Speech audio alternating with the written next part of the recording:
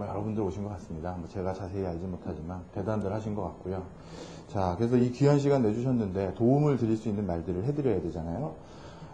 사실 논작 논술 같은 경우 리스트가 되시겠다는 분, PD가 되시겠다는 분, 아나운서가 되시겠다는 분들은 그래도 어느 정도 본인이 글을 쓴다든가 또는 그런 글과 관련 기획을 한다든가 아니면 취재라는 거, 방송국 PD라는 구성을 해야 되잖아요. 그게 구성을 프로그램으로 구성할 뿐이지 기본적으로 글 쓰는 건 비슷하다고 생각합니다. 그렇기 때문에 그런 거에 대해서 어느 정도 내가 그런 걸 하고 싶다라는 분들이 오셨거든요. 따라서 논술이나 논작보다는 오히려 어려움을 어디서 찾냐면 시사상식에서 많이 찾으세요. 왜 시사상식에서 어려움을 많이 찾느냐? 간단합니다. 우리가 이제 한국어 능력시험, 국어 능력시험이라든가 논술, 장문이든 이런 비슷한 용어로 쓰자고요. 물론 다른 거지만. 그리고 시사상식. 이 세 가지가 있습니다. 국어 능력이라는 건 말 그대로 한국어 능력이기 때문에 아주 국한된 분야에서 얼마나 국어 관련한 지식을 깊이 알고 있는지를 측정하는 것이죠.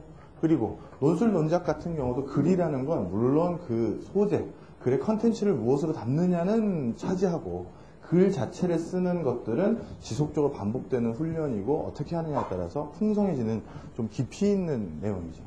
하지만 시사상식은 좀 다르죠. 어떻게 됩니까? 이렇게 되어 있습니다. 그죠?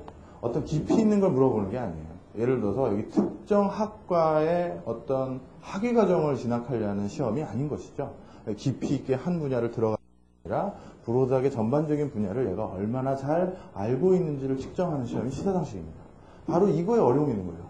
좌우의 끝이 도대체 보이지가 않는 것이죠. 그죠? 바로 그러면 이 부분을 어떻게 해결해야 되는지를 제가 오늘 조금 말씀을 드리고요. 제 수업 부분에서는 이걸 또 어떻게 접근해 드리는지도 좀 말씀을 드릴 거예요. 그리고 궁극적으로 우리가 PD든 아나운서든 또는 신문기자든 이것들을 거의 비슷하게 요구하고 있단 말이에요.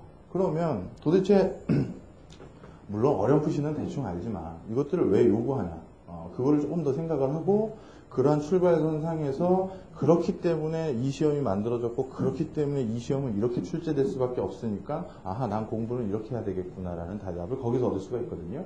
그거를 조금 말씀을 드릴 거예요. 자, 이건 제 능력 바뀌니까 저도 시험 보면 국어 능력에서 몇 점을 줄지는 감을 못 잡을 정도니까 하도 희한한 거 많이 나오더라고요. 그래서 그렇고 요걸 얘기 드릴게요. 자, PD, 아나운서, 기자 무엇을 하는 사람이고 무엇을 하는 사람이기 때문에 무슨 능력을 가지고 있어야 되느냐라고 제가 물어봅니다. 가끔. 그리고 저 역시도 칼럼 같은 걸 쓰거나 또 그럴 때 이제 그쪽 기자분들이 많이 있거든요. 저도 이제 국책연구원으로서 보고서 나오면 제 연구 성과를 이제 프로포즈를 해야 되잖아요. 그럴 때 일선 기자들이 가끔 놀러 오는데 오면 이제 이런저런 이제 잡담도 하다가 기자는 도대체 어떻게 하면 잘하는 또는 아나운서는 방송국 기자도 마찬가지고 신문 기자도 마찬가지예요. 물어보거든요. 근데 의외로 대답이 그렇게 국한되게 나오지 않아요. 일단 우리들이 그런 생각 많이 하죠. 기자, PD, 아나운서 잘 쓸 줄 알아야 된다. 이건 우리 기본적으로 상식적인 생각을 할 수 있잖아요. 그러니까 이런 것들이 필요한 거고. 그런데 그거가 다가 아니에요. 기자는 잘 쓰는 것은 기본이지만 잘 물어야 한대요. 잘 물어볼 줄 알아야 된다는 거예요. 자, 어떤 연예인이 와가지고 기자회견을 한다고 합니다. 그 사람 자체는 자기의 치부가 있을 수 있고 단점이 있을 수 있고 숨기고 싶을 수 있는 게 있잖아요. 그런데 질문을 어떻게 하느냐에 따라서 그걸 어디까지 끄집어내느냐는 아나운서, 리포터 또는 PD 또는 기자의 할 몫인 거죠. 잘 물어볼 줄 알아야 돼요. 그리고 그런 어떤 가십거리가 중요한 게 아니라 천안함 침폭이 일어났다. 그럼 어뢰 관련해서 아무도 모르잖아요. 어느 기자가 어뢰 전문가가 어디 있어요.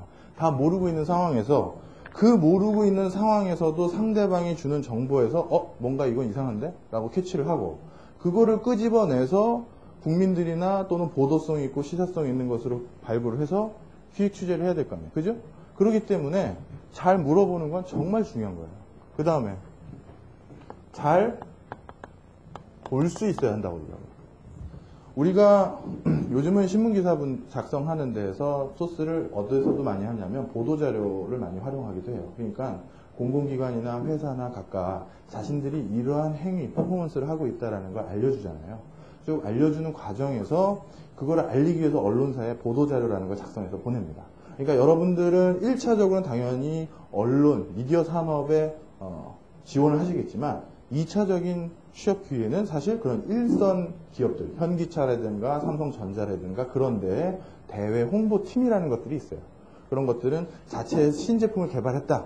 그랬을 때 그거를 보도성이 될 수 있도록 달짝지근하게 바꾼 다음에 전달을 해야 보도 파괴력이 높아질 거 아니겠어요? 그죠? 그런 2차적인 취업의 기회가 있습니다. 또 그런 회사들 자체 내부에 방송실 같은 게 있어야 될 거 아니에요. 그죠? 그리고 사내 소식 전하는 어떤 기자들도 있어야 되고 PD들도 있어야 됩니다.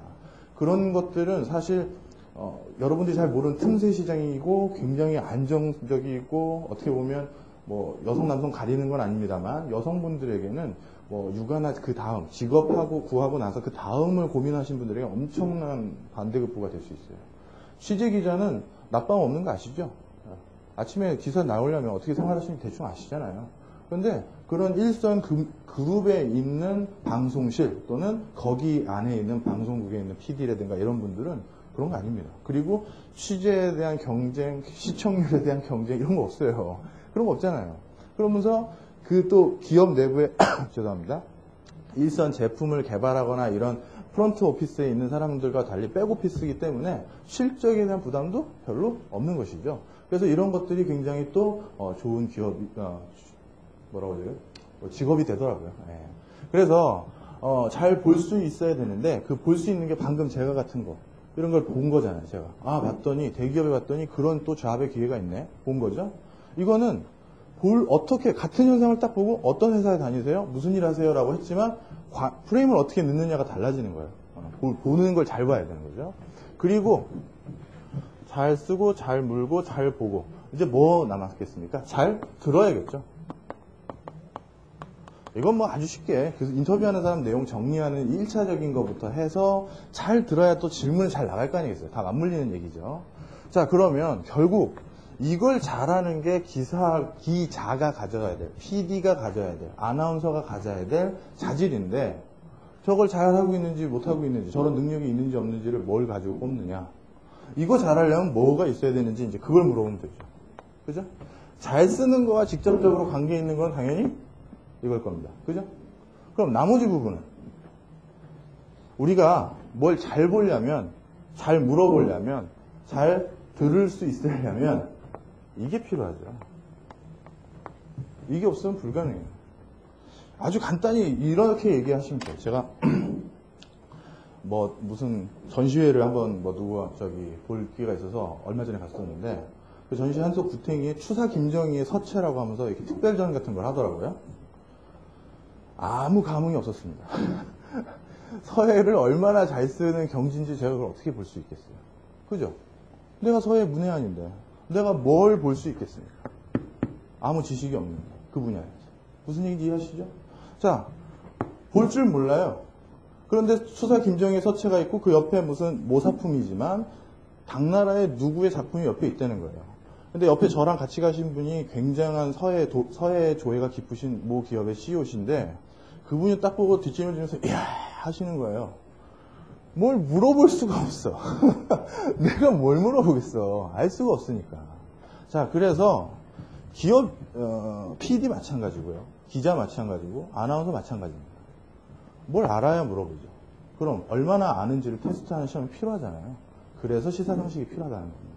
그래서 이거 그냥 시험을 위한 시험, 그냥 입사시험에 구색을 하나 넣는 게 아니라는 거 하나 기억하셔야 되고 특히 우리나라 같은 경우 외국에서 시사상식이라는 저널리스트 뽑는 시험은 없어요. 근데 우리나라 같은 경우 이걸 왜 중요시하냐면 우리나라는 언론사에 방송 PD는 약간 요즘 예외가 됐는데 기자, 아나운서 이런 것들은 외국과 달리 전문 기자라든가 전문 아나운서 이런 제도가 없어요. 우리나라는 없습니다.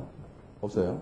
케이블로 자기가 입사를 했었을 때는 그 케이블 채널 자체가 스포츠 채널이니까 그래서 어떻게 보다 보니까 전문성이 생기는 거지 만약에 거기가 종편처럼 다양한 보도를 하면 아나운서들 아시잖아요. 이거 했다가 저거 했다가 예능도 했다가